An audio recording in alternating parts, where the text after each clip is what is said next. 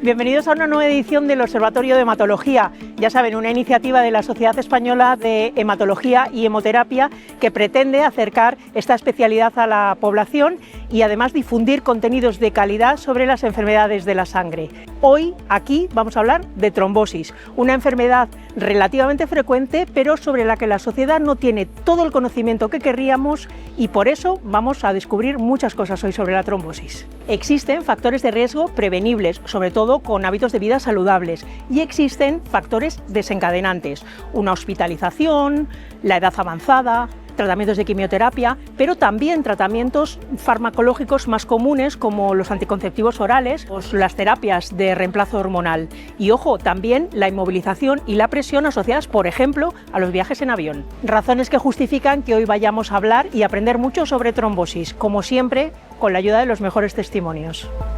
Inmaculada Soto Ortega es jefe de sección de hemostasia y trombosis del Servicio de Hematología y Hemoterapia del Hospital Universitario Central de Asturias, UCA. César Bazó sufrió un tromboembolismo pulmonar al regresar de un viaje largo en avión y además tiene historia familiar en trombosis. Es urgenciólogo en el Hospital Universitario Central de Asturias. Pues ya estamos todos. Vamos y empezamos.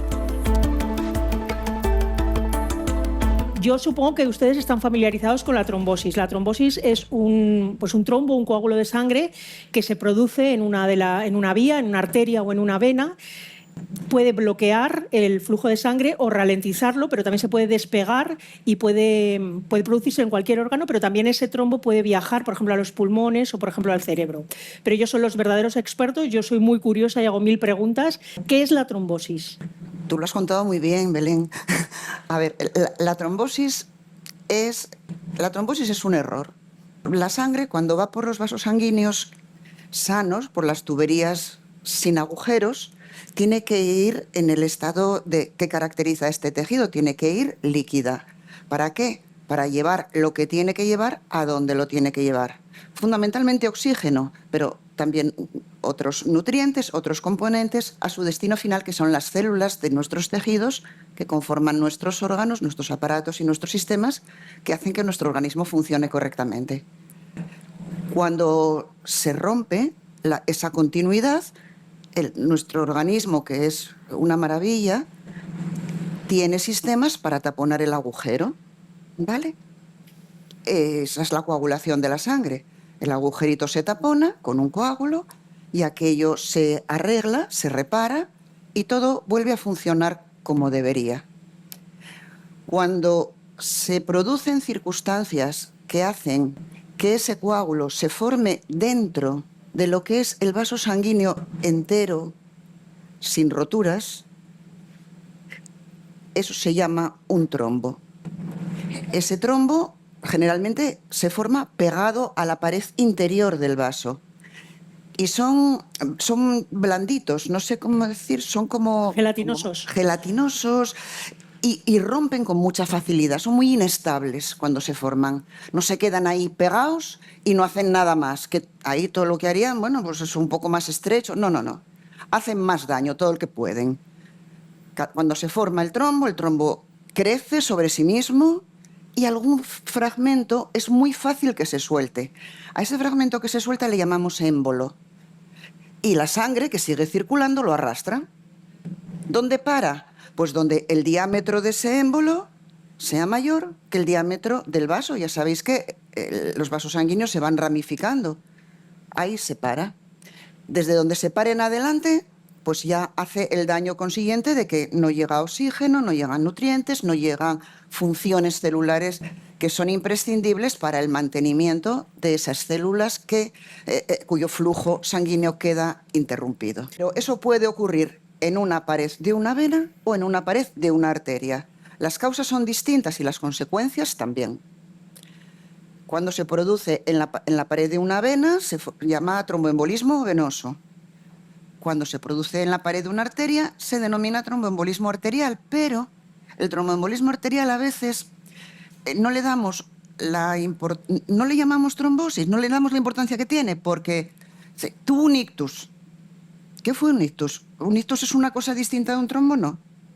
Un ictus es un trombo arterial que se fragmentó y que un trocito, un émbolo, fue a parar a una arteria del cerebro. Tuvo un infarto de miocardio. Fulanito tuvo un infarto y menganito tuvo un tromboembolismo venoso. Son distintas enfermedades porque sus consecuencias son distintas, pero lo originó todo la obstrucción de un vaso sanguíneo. En el caso del infarto, un vaso arterial, de las arterias coronarias que nutren al corazón. Pero eso también es trombosis. Por eso trombosis, como concepto amplio, es la principal causa de muerte en la población occidental. Pero bueno, no solo es causa de muerte, causa mucha discapacidad. Las personas que tienen un ictus y se quedan con medio cuerpo paralizado, pues lógicamente su vida ahí se interrumpe y pasa a ser otro tipo de vida. Para el paciente mucho peor, por bien que se adapte, y para la familia y para la sociedad, porque esa persona pues deja de hacer su contribución social cuando era una persona completamente sana. Nosotros los hematólogos llevamos los tratamientos anticoagulantes porque trabajamos con la sangre para que se reduzca su capacidad de formar coágulos y contrarrestar así el efecto de su tendencia a formar coágulos. Vamos a hablar de factores de riesgo, que es algo que a la población le va a interesar mucho, sí, porque saber los factores de riesgo nos va a ayudar también a prevenirlo. ¿Cuáles son los factores de riesgo? Y además así preguntamos, hacerse que tiene un par de factores de riesgo ahí que se han hecho realidad. ¿Cuáles son los factores de riesgo, doctora? Vamos a hablar por una parte del tromboembolismo arterial, el de los ictus, de los infartos, de que una pierna de repente se me quedó fría y dolorosísima y blanca y voy corriendo al servicio de urgencias porque me duele un horror y no tengo pulsos. También es tromboembolismo arterial. Tromboembolismo arterial, tabaco. En letras mayúsculas, enormes, en láser, pasarlo por la carpa, tabaco, o sea, tabaco es un factor de riesgo tan deleterio que yo creo que lo mejor que puede hacer una persona por su salud es A, nunca fumar, B, dejarlo inmediatamente aunque sea un gran fumador. Ya, haber apagado el último cigarrillo, no eso de que me compro la última cajetilla, no, ya apagué el último cigarrillo que fumé. La hipertensión arterial, el asesino silencioso, o sea, controlar la tensión arterial, tomárnosla de vez en cuando, para un día descubrir que, vaya por Dios, pues ahora resulta que tengo la tensión arterial alta. Bueno, pues tengo que ir a mi médico y tomarme la pastilla para que la tensión arterial sea normal. Hacer ejercicio físico de forma regular. Eso vale siempre y para todos. El tabaco vale siempre y para todos. La tensión arterial también. El ejercicio físico regular, lo que uno pueda, pero todos los días. Lo que uno pueda hacer, tomarlo como hábito, como ducharte, como arreglarte, como socializar. Hacer ejercicio físico de forma regular. Y luego, para el tromboembolismo venoso, pues es mantenerte en tu peso, no evitar el sobrepeso. Es muy peligroso el sobrepeso, comer bien. Tenemos ahí los factores de riesgo. Ahora vamos a hablar de los factores desencadenantes. Por ejemplo, factor desencadenante puede ser en personas con factores de riesgo la inmovilización de una extremidad. Un esguince, voy a urgencias, me ponen una férula o me rompí un hueso largo, o me hospitalizaron porque tuve una colecistitis, o porque me tuvieron que operar y me quedo en un hospital metido una semana, 2 semanas, un mes de hospitalización. Todo eso son factores desencadenantes del tromboembolismo venoso. O tengo un factor genético de riesgo, no se sabía porque no se había manifestado, porque no había factores desencadenantes, y de pronto pues ese factor de riesgo toma protagonismo y viene a la luz. La enfermedad tromboembólica es enfermedad, y esto es muy importante decirlo, multigenética y multifactorial. Es decir, tienen que confluir varios factores en plan tormenta perfecta para que se desencadene una trombosis. No es una causa-efecto, ¿eh? Por terminar, también tenemos algunas trombosis que son efectos secundarios de algunos fármacos. Puede ser. Sobre todo fármacos que se dan en el contexto de tratamientos oncológicos y el propio cáncer. ¿Y anticonceptivos orales? Anticonceptivos, en general fármacos con estrógenos. Eso es. Fármacos que contengan tratamiento estrogénico son factores de riesgo de trombosis, y la asociación de estrógenos y tabaco multiplica muchísimo la posibilidad de un tromboembolismo venoso. Y el último factor desencadenante, los viajes en avión. Ahí tenemos a César nuestro tema. Viajes largos en avión, se dice que de más de 6 horas, característicamente viajes transoceánicos. Nos dicen que debemos de levantarnos y caminar. Es un factor de riesgo el hacer viajes de más de 6 horas de duración en personas que tienen factores de riesgo. Como digo, aquí es una confluencia de circunstancias. Lo que pasa es que algunas de ellas no las conocemos. Bueno, pues vamos a César, que tenía ese factor de riesgo y ese factor desencadenante. Cuéntanos, tú tenías el factor desencadenante, el viaje en avión, el factor de riesgo, un tromboembolismo familiar. Sí, efectivamente, yo lo desconocía, lo del tromboembolismo familiar. Como bien has dicho, yo soy médico y bueno, conozco la enfermedad porque a lo largo de los últimos 20 años yo no hablaría de un incremento en la incidencia, sino que probablemente diagnostiquemos más de lo que diagnosticábamos hace 20 años, ¿no? Porque los recursos diagnósticos que tenemos ahora son mucho mejores, más modernos. Yo desconocía que tenía el gen, y una cosa es saber de qué va una enfermedad, otra cosa es ser el paciente. No tiene nada que ver. Yo soy natural de Venezuela y fui a visitar a mi familia. A la vuelta del viaje, fue un viaje muy largo porque hicimos muchas escalas y tal. A la vuelta del viaje, al día siguiente tenía guardia. Llegué, descansé, me fui a la guardia y trabajando noté un dolor en el pecho y entonces se me prendieron las alarmas. Yo, ¿será un trombo? Hombre, no va a ser un trombo. ¿Cómo va a ser un trombo? ¿Por qué voy a tener un trombo? Tenía 40 años, que no tenía por qué tal. Y nada, me hice una analítica por aquello de por si acaso y los parámetros dieron un poquito altos. Yo, bueno, hombre, malo será que tenga un trombo. No creo que tenga un trombo. Me hice una radiografía y tal, pues había indicios ahí que a lo mejor sí, a lo mejor no. Lo consulté con un compañero. Me dijo, hombre, no, ¿qué va a ser? ¿Cómo va a ser un trombo? Si tú eres muy joven, no tienes factores de riesgo, en fin, no. Y bueno, tanto dio que progresó a la clínica, hicimos el escáner y tenía un trombo con infarto pulmonar. O sea, estaba servido, ¿no? No había tenido sintomatología en las piernas, o fue directo al trombo pulmonar.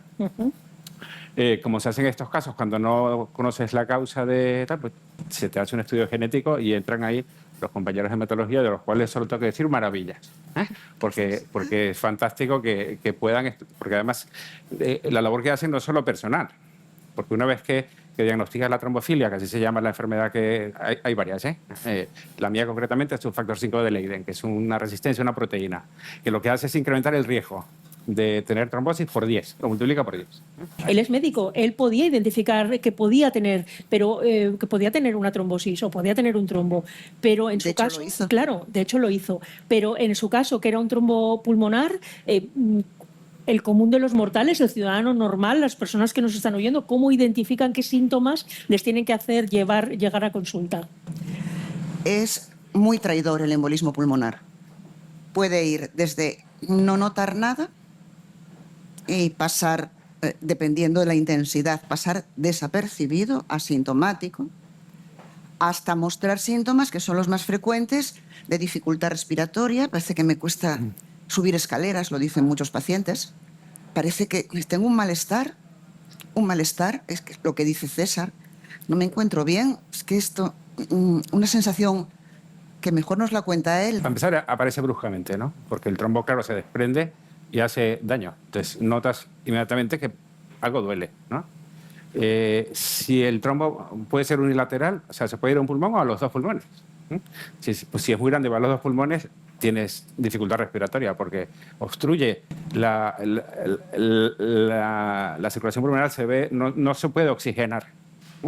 Tienes un defecto en el intercambio gaseoso, entonces no te entra oxígeno. Y aunque intentes respirar, no puedes porque están obstruidas. Esos casos pueden ser muy graves y te pueden causar la muerte, si es muy masivo.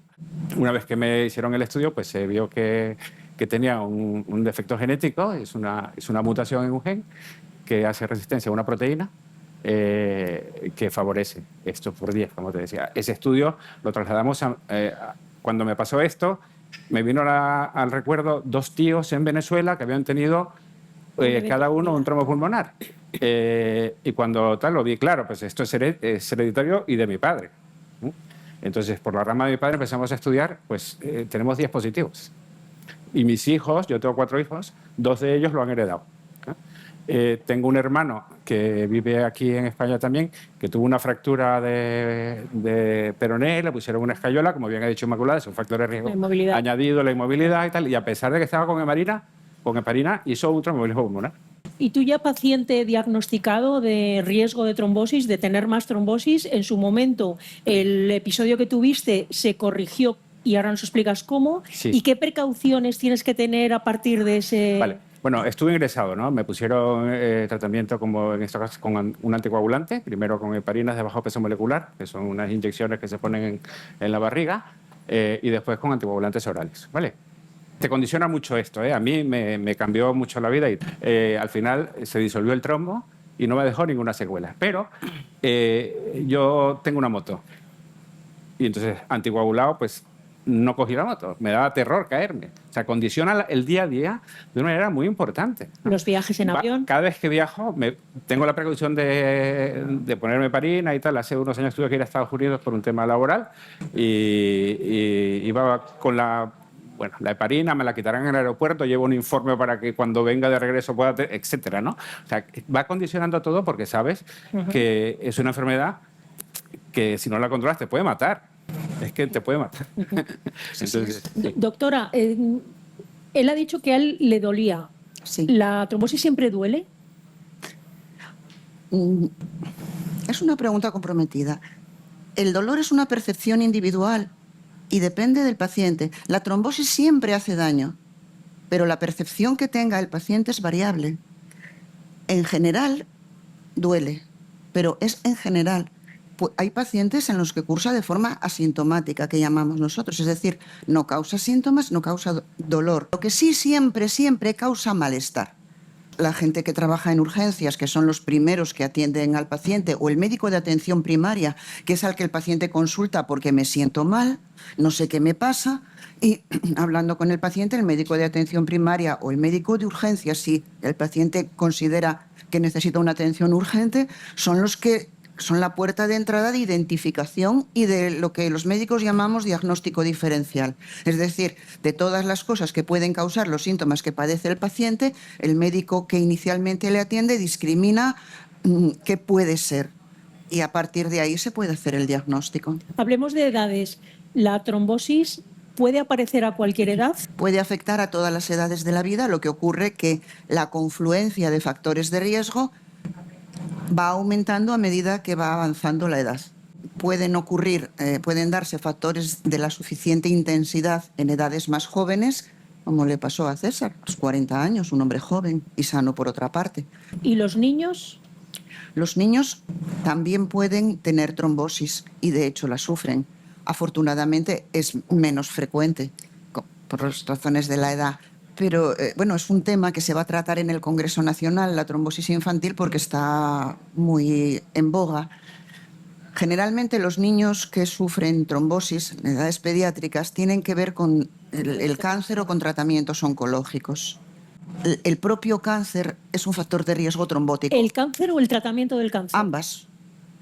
El propio cáncer, los cánceres, las neoplasias cancerígenas, liberan sustancias que desencadenan trombosis, favorecen trombosis. ¿Eso significa que si hay una trombosis y no hay un factor de riesgo asociado, podríamos sospechar en un cáncer aunque no esté diagnosticado? Cuando se dan las circunstancias adecuadas, es decir, no hay que pensar que todas las personas en las que no se encuentra un factor de riesgo es que tienen un cáncer o lo van a tener. Eso quiero dejarlo claro porque no es así.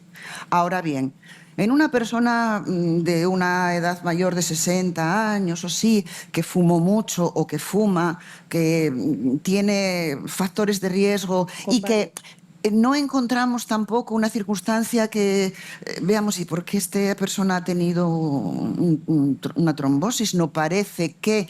No, bueno, si yo dejé de fumar hace 2 años, si yo camino todos los días, y no tampoco estoy obeso, peso la zona... Pues en esas personas solemos buscar hacer un estudio por lo menos que descarte los tumores más importantes o más asociados con las neoplasias, tumores gastrointestinales o de páncreas, pulmonares. que bueno, nos orientan a, o si tienen síntomas, usted alguna vez tuvo sangrado por la orina o buscamos síntomas que nos hagan orientarnos hacia la posibilidad de que haya una neoplasia de base. Me aprovecho de la condición de urgenciólogo. ¿Cómo se trata la trombosis en urgencias? Porque muchos de los pacientes, pues a lo mejor pueden ir a primaria, pero ante un síntoma un poco alarmante, un dolor intenso, una pierna fría, una hinchazón de repente, sí que lo normal es poder acudir a urgencias. ¿Cómo se trata? Pues mira, ¿se trata bien? Tenemos protocolos de actuación con edemas unilaterales en una pierna, cosas que te hagan sospechar por la sintomatología que pueda estar una enfermedad trombótica venosa o tromboembólica. En el caso de la disnea, el dolor torácico, tal, pues tenemos criterios para más o menos orientarlo y una vez que tal, pues hacer el diagnóstico con un estudio de imagen que es la prueba que te va a decir efectivamente lo tiene o no. Y una vez que se diagnostica, pues se pone tratamiento. Doctora, vuelvo a factores de riesgo. ¿Tener muchas varices es un factor de riesgo? Bueno, es un factor de riesgo, pero a ver, las varices son dilataciones del sistema venoso superficial. Las trombosis son las trombosis que tienen trascendencia, son del sistema venoso profundo. Ambos sistemas se pueden comunicar, pero la trascendencia, o sea, el traslado de un trombo del sistema venoso superficial al profundo es complicado por la anatomía. Lo que significan las varices es que estas personas que las padecen tienen lo que llamamos insuficiencia venosa.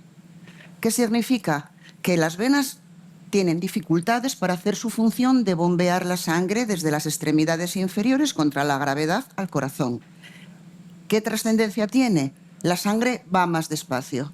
Siempre que la sangre va más despacio, tiende a remansarse y tiende a formar coágulos. Las varices son una señal externa de que mi sistema venoso no está bien, no está como debiera, no funciona con la potencia necesaria, con la fuerza que tiene que tener para que la sangre retorne al corazón a la velocidad dada. Eso es lo que pasa en las personas que tienen una complicación cardíaca muy frecuente a medida que envejecemos, que se llama fibrilación auricular, que en sí misma tiene muy poca trascendencia. Significa que la aurícula pues, no responde bien al estímulo eléctrico del corazón y late un poco como le da la gana. No pasa nada, más que a veces te da un poco de sobresalto y ya está.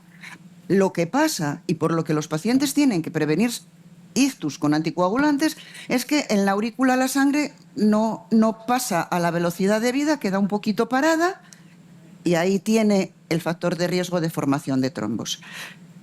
El émbolo lo arrastra al torrente circulatorio y ¿dónde para? Donde el diámetro ya no le da para más, generalmente el ictus cerebral o la embolia periférica. Por eso muchos pacientes dicen, pero es que yo del corazón no noto nada. Es que yo siempre les digo, esto no le va a curar nada. Va a evitar que tenga usted más problemas de los que tiene. Esto no cura, previene que vengan problemas. Y es frecuentísimo entre la población mayor de 65 años la fibrilación auricular.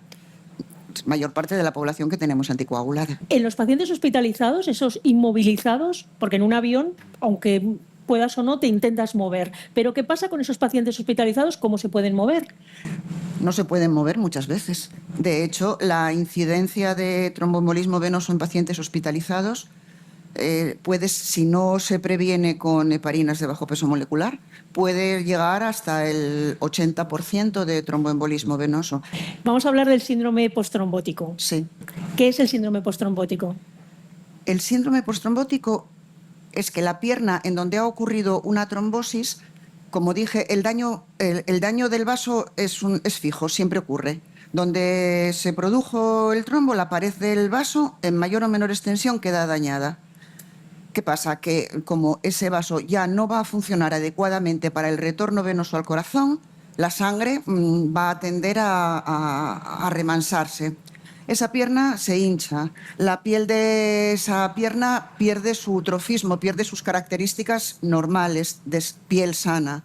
Termina poniéndose como marrón, fea, dura, y a veces se abren úlceras que pueden infectarse, pueden ser causa de ingreso y pueden dar muchas complicaciones a los pacientes. La pierna se nota pesada, se nota incómoda, se hincha más por el día y se deshincha por la noche. Por la noche, cuando te levantas, por la noche se deshincha, entonces por la mañana al levantarte la tienes deshinchada, pero a lo largo del día es cuando se va hinchando, porque vamos caminando, estamos de pie y como las venas no son competentes para el retorno venoso, pues se extravasa el plasma y hincha la pierna. ¿Eso cómo se puede prevenir? Las medias de compresión son muy útiles, ¿eh? ¿Y por qué es bueno el ejercicio? Porque los músculos de las piernas, si se potencian bien, en parte palian un poco esa incompetencia venosa. La musculatura de los gemelos y de las piernas y del el tríceps, los músculos de las piernas y el cuádriceps pueden hacer que bien tonificados ayuden a esas venas incompetentes al retorno venoso que ellas no pueden hacer. Él explicaba que ahora había más diagnósticos, pero no porque hubiera mayor incidencia, sino porque había más preocupación o más interés. Y mejores medios. Vale, y mejores medios. Y mejores medios, que antes nos equivocábamos mucho. Claro. Aún así, ¿consideráis que está infravalorada la trombosis? No sé si a nivel médico, pero sí a nivel paciente, quizá. Hombre, es posible que en algunos ámbitos sí, que todavía no haya una conciencia. Esto es complicado, ¿eh? Las labores educativas llevan tiempo y los resultados los ves cuando pasan muchos años, ¿no? Es posible que no hayamos llegado al objetivo, pues a lo mejor sí, pero yo creo que hay más conciencia, ¿eh? Estas cosas ayudan mucho y sobre todo estas carpas, porque aquí es cuando la población puede concienciarse de lo que hay, pero también hay que hacer labor de concienciación entre nuestros compañeros. Claro. Tú como paciente anticoagulado puedes hablar de lo que significa el tratamiento anticoagulante para un paciente y de hecho has hablado de ello. De hecho es que condiciona muchísimo porque tienes que ir a hacerte controles de la coagulación porque no te puedes pasar del índice que se te ha establecido como terapéutico porque se favorece el riesgo hemorrágico y te puedes quedar corto porque entonces ya no queda, hasta la dosis varía en función del día. Claro, esto a las personas mayores les cuesta mucho porque hoy tomo medio, mañana tomo 3/4, es decir, los miligramos cambian en función de...